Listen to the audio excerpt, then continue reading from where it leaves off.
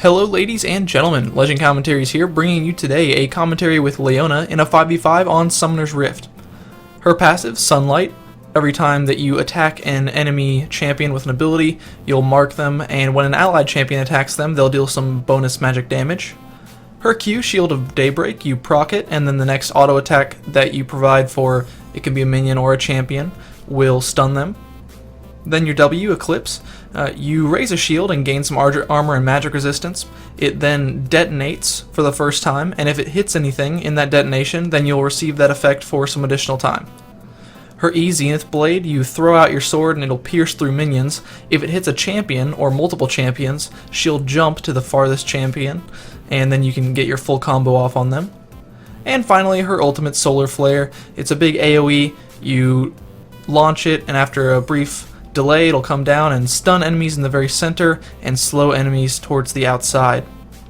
For my runes, I go for some gold per 10 and, just very defensive, making sure to pick up my armor reds, some gold per 10 yellows, some magic resist blues, and gold per 10 quintessences. For my masteries, I also went down the utility tree, getting a lot of gold so that I can stay in lane and completely just harass, and kind of bush camp and be that force that's in the bush that they can't push out past.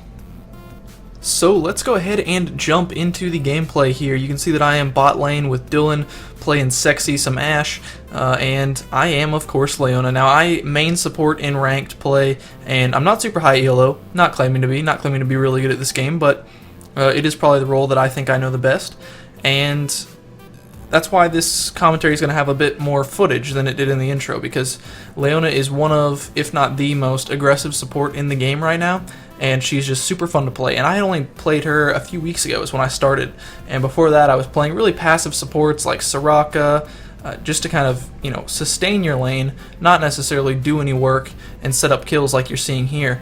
Now, if you are in that kind of mode where every time you go into a game you say anything but support because you don't want to play that passive role, try picking up Leona. It really does feel like you're playing an AP carry, honestly, because you nuke down so much health every single time that you engage on an enemy, and you have such high skill shot based moves. So, right here, kind of sacrificing myself for the team.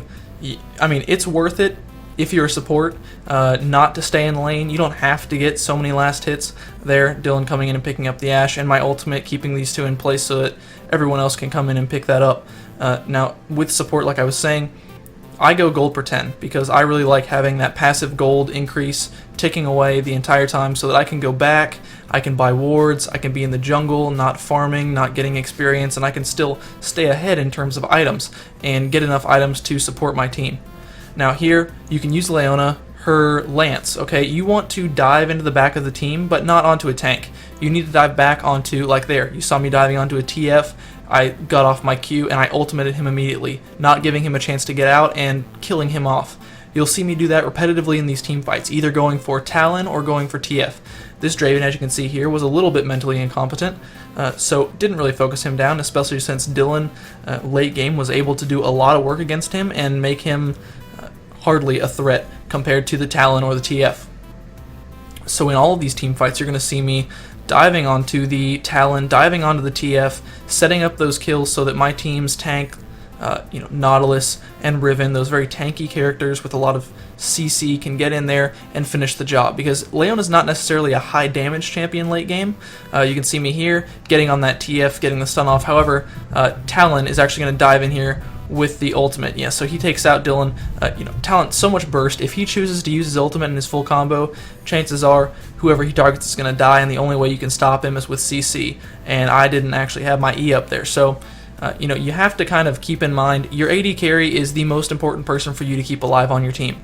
Now, the AP carry, if they're super fed and you have a really bad AD, maybe ignore them a little bit more, but overall, if someone is diving onto your AD, you need to be right on that enemy's back and get them off and use all of your CC.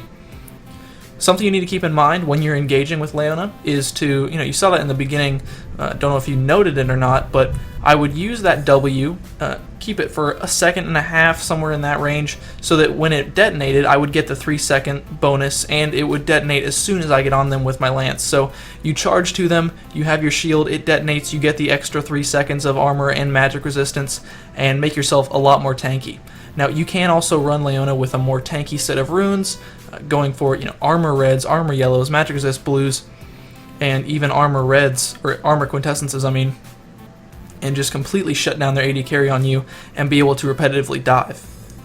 As far as items, it really is situational, as with every single support, but there are some core items that are really useful that you should get every single game, and that is start with your boots, or start with a regrowth pendant, and then go straight to your boots one.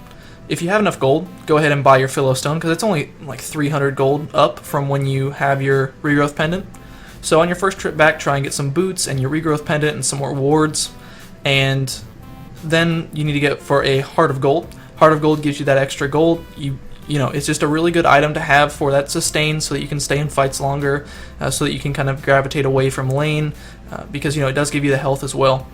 So pick up a Heart of Gold. Now you got your 2 gold pretends. Then go back and start building a Sunfire, if they have armor. If they don't have armor, go for something like a Force of Nature. You want to build Leona like a tank, because you're going to be right in the blunt of the team's damage. You're going to be diving to the back on the AD, AP carries, trying to get them out of the fight and stunning them and everything. So you're going to want a lot of resistances, and you need to play it by ear. If they have a really, really damaging AP, like if this TF had been super fed throughout the entire game, I would have went for Force of Nature, Banshee's Veil, Guardian Angel, something like that gives me some magic resist, and I wouldn't have gone straight for a Sunfire. This game, though, you have Talon doing some physical damage, also doing that magical damage, so go for a mix. Get the Sunfire Cape, then go for a Force of Nature, or go for an Aegis to help out your entire team. Also, a core item that you want to build late game is your Shirelia's Reverie, because you have that Philosopher's Stone, and that arrow did hit. I don't know what's up with the spectator mode not picking it up, but that was a really good arrow by Dylan. But yeah, you want to build that Shirelia's because you're going to give your team that engagement ability. And here we were dominating so much, and well, we were only 10 kills ahead, but we were able to engage so well with all the pulls and the jumps and all that kind of stuff that Shirelia's wasn't a really high priority for me. But if the enemy team had a lot of escapes, or if we had been getting caught a lot, I would build that Shirelia's earlier, give myself some cooldown reduction, and give the team some movement speed. So here you can see me picking that up and then going for Zeke's Herald, because Dylan was our main source of damage at this point. So I wanted to get him that Zeke's Herald for some more lifesteal. And here we go. Now I see Talon in the back. I use that charge, go up to Talon, stun him with the Q, stun him with the ultimate, and then tell Dylan, get on this Talon. Talon jumps in and Dylan does take him out. So that's just the kind of mindset you have to have. You need to constantly be thinking to yourself, who can I dive on and take out of the fight? Never, unless they are alone and you're chasing them, stun a tank. Just always get onto that carry, the AP or the AD, and help your team out. And Leona is just an incredibly fun support. So please give her a try. If you've been really kind of downing on the support role in general because you think it's too passive, try out Leona, and maybe you'll be able to carry your team to some victories. This has been Legend Commentaries, bringing you yet another League of Legends champion commentary spotlight guide thingy. I hope you enjoyed it, and I hope that you click through to the outro videos and watch some of my other stuff after I say love you and goodbye.